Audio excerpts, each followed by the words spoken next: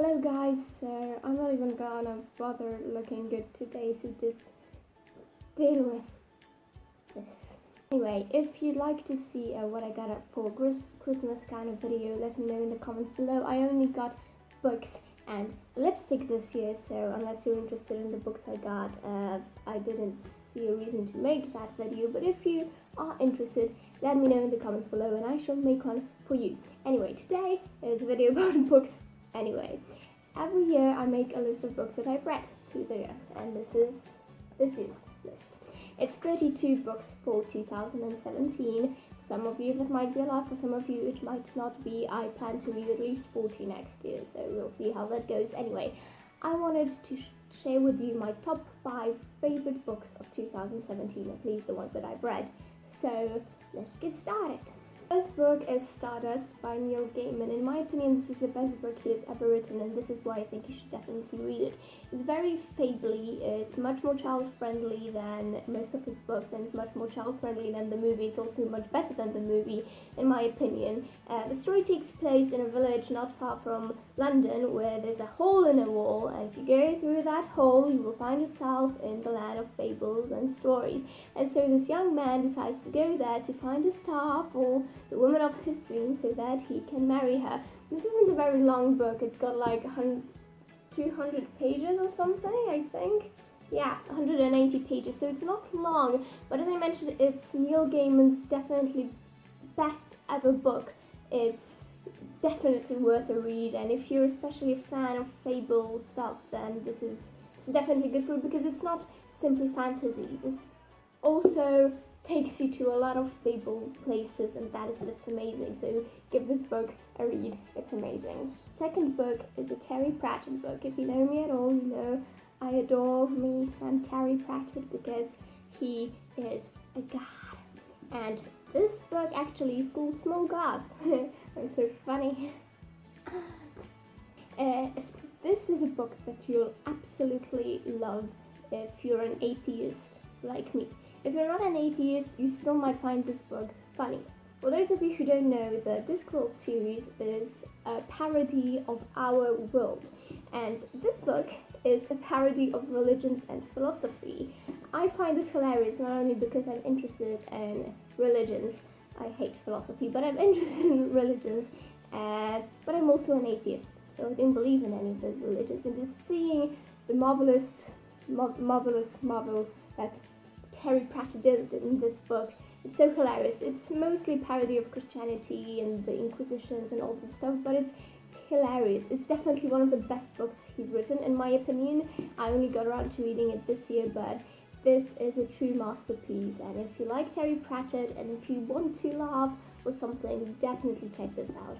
The third book is called Rebecca by, how do you pronounce this? Daphne du Maurier, I think. This is a gothic book, which doesn't mean that it was written by goth. It means that it's a gothic novel from gothic literature. Check out what that is. My camera doesn't have enough space for me to tell you. Anyway, this book follows the story of a girl who marries a rich guy around 1920 or something like that, 1930 maybe, and she is constantly reminded how wonderful his first wife was, even though she's dead. And this is a mystery novel as well as a romance. So the mystery is what happened to the wife. And oh my god, I was so shocked, and at one moment I just couldn't put this book down. I read 200 pages in one day because I refused to go to sleep until I didn't finish the book and didn't find out what happened to the wife. This is a marvelous book. Thanks to this book, I fell in love with Daphne du Maurier. I got one of her other books for Christmas, so I hope that I'm gonna love that one as much as I love this one, because the suspense is immense. Yeah, this is a bit of a read. This is around 400-500 pages, but it's definitely worth the read. And my mom read this, she didn't like it, but if you like gothic literature and gothic mysteries, this is just so damn good, and in my opinion, you should definitely just try this, because this has been definitely one of the best books I have read in my life. The next book is Six of Crows by Leigh Bardugo, and this is a very original book in my opinion because it's a fantasy book, but it's not like all those fantasy books that we read nowadays or post-apocalyptic books. No, this centers in the fictional town of Catterdam, I think I don't know how you pronounce it, and it follows 6 thieves who try to steal one of the best guarded things in this universe. It is amazing. The characters, some of them are just so lovable, and some of them are just so irritating that you want to kill them off, but you get used to them. The way this book was made also is just so beautiful, and you just look at it and just what this thing is, and I just love it so much. But this is generally just very interesting, and as a person who really loves myself some fantasy, this is a great fantasy book. I also hate young adults. This is a bit young adult-ish. I hate young adult books, I'm gonna be honest here. But in spite of that, this was so well written, and this was so interesting, and it was such a page turner that even though it is a bit young adultish, I still read it, and I even bought the second part because this is a duology, and it's just as good as this one. So if you like this one, you can also get the other part.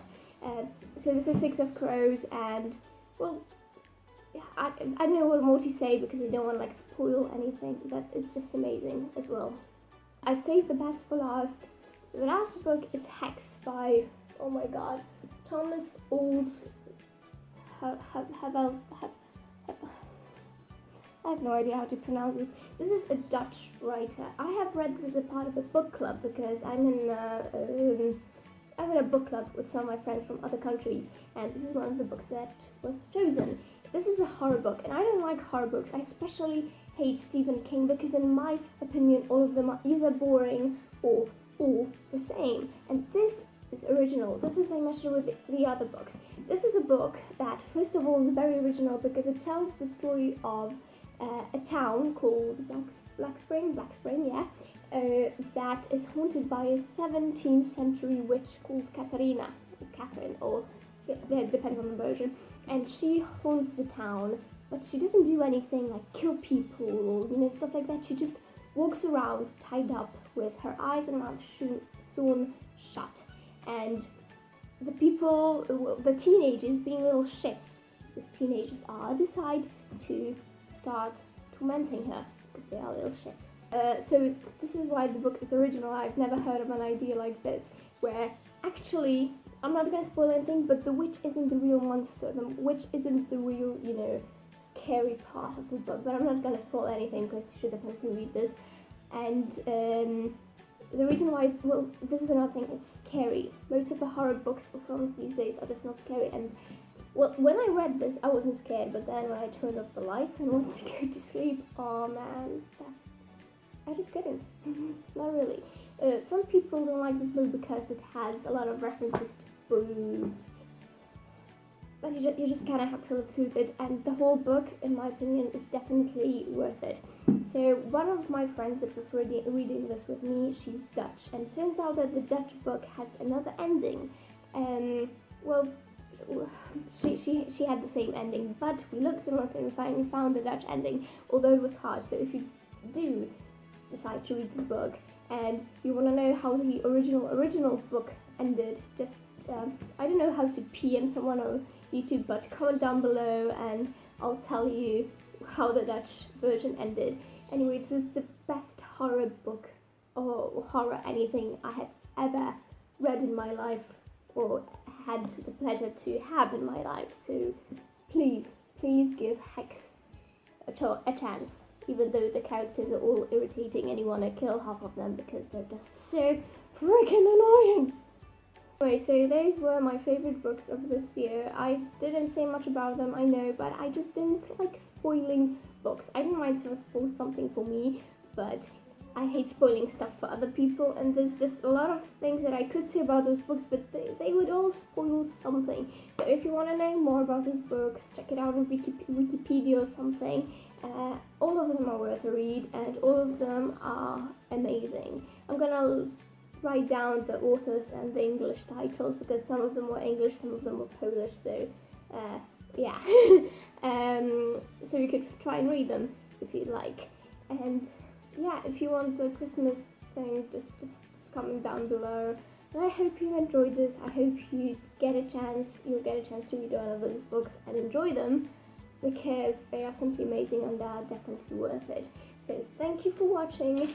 Subscribe to my potato face, like, comment something nice, and I already said subscribe. And thank you for watching, and hope to see you next time. Bye.